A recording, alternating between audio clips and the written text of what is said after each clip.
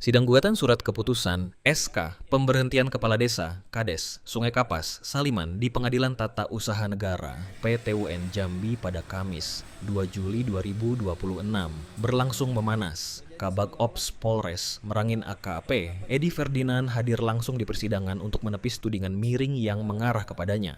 Di hadapan majelis hakim, Edi membantah keras telah mengintervensi Saliman agar mundur permanen dari jabatannya. Edi membeberkan kronologi versi kepolisian saat mengamankan demonstrasi warga di Desa Sungai Kapas, Kecamatan Bangko pada 17 Februari 2026 lalu. Menurutnya, ia turun ke lapangan atas perintah Kapolres Merangin untuk meredam situasi yang mulai genting agar tidak berakhir anarkis. Ia tak menampik adanya pertemuan terbatas di ruang kerja Kades yang dihadiri dirinya bersama seorang anggota Satreskrim bernama Bambang dan Kades Saliman. Namun Edi menegaskan tidak ada intimidasi dalam ruangan tersebut.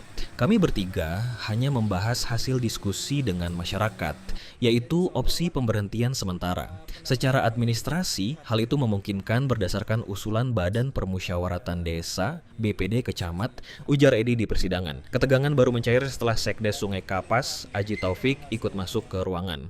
Menurut Edi, dalam pertemuan berempat itulah sang Sekdes yang justru menyarankan agar Saliman mundur. Diduga, saran dari Sekdes itulah yang membuat Kades akhirnya memutuskan mundur, tambah Edi. Keterangan Kabag Ops ini seketika mementahkan kesaksian sejumlah saksi pada persidangan sebelumnya. Dalam sidang terdahulu, saksi menyebut adanya dugaan tekanan kuat dari aparat yang memaksa Saliman menandatangani surat pengunduran diri di tengah kepungan demonstran. Saat itu warga mendesak Saliman mundur atas tuduhan korupsi dana desa sebesar 700 juta rupiah. Sayangnya, AKP Edi Ferdinand memilih aksi tutup mulut usai persidangan. Saat dikerumuni awak media untuk dimintai konfirmasi lebih lanjut, perwira 3 balok di pundak tersebut enggan berkomentar. Ia bergegas menghindari wartawan, masuk ke dalam mobilnya, dan langsung meninggalkan area PTUN Jambi. Di sisi lain, Saliman meradang mendengar kesaksian Kabag Ops. Ia menyebut banyak poin dalam kesaksian Edi yang tidak sesuai dengan fakta di lapangan. Saliman mengungkapkan, jika situasi intimidasi di dalam ruangan itu dibuka secara transparan, publik akan tahu betapa besarnya tekanan yang ia terima hingga terpaksa menandatangani surat pengunduran diri yang sudah disiapkan warga. Pasca kasus ini viral di media sosial, Saliman mengaku sempat didatangi oleh pihak Propam. Tak main-main melalui kuasa hukumnya, Saliman kini tengah berkoordinasi untuk membawa kasus dugaan intimidasi oknum aparat ini ke Mabes Polri. Kasus ini bergulir ke PTUN setelah Bupati Merangin secara mengejutkan mengeluarkan SK pemberhentian Saliman sebagai Kades Sungai Kapas pada 26 Februari 2026. Keputusan tersebut dinilai janggal dan tergesa-gesa sebab hanya berselang 6 hari sebelumnya, tepatnya 23 Februari, Saliman telah resmi mencabut surat pengunduran dirinya dan melaporkan dugaan intimidasi yang dialaminya ke Polres Merangin. Langkah sepihak sang bupati juga menabrak rekomendasi DPRD Merangin.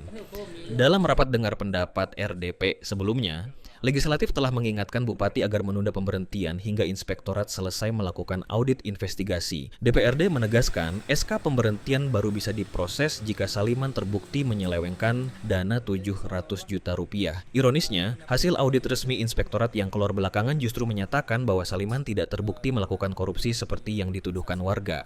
Kini, bola panas berada di tangan Majelis Hakim PTUN Jambi untuk menguji keabsahan SK pencopotan sang Kades. Tidak sesuai dengan yang saya harapkan, yaitu kesaksian banyak yang bohongnya. Karena saya di ruangan itu dengan Kabag Ops, dengan satu anggota lain, itu yang memang jadi saksi bisu, yang satunya itu enggak banyak bicara. Kalau mungkin yang keterangan di kesaksian yang dibeberkan, yang dibuka, mungkin saya tidak akan terjadi mengundurkan diri. Apa yang saya rasakan, apa yang saya lihat di meja saya, yaitu saya bertiga, yaitu saya tengok dari sini aja itu sudah nampak penyelewengan dana.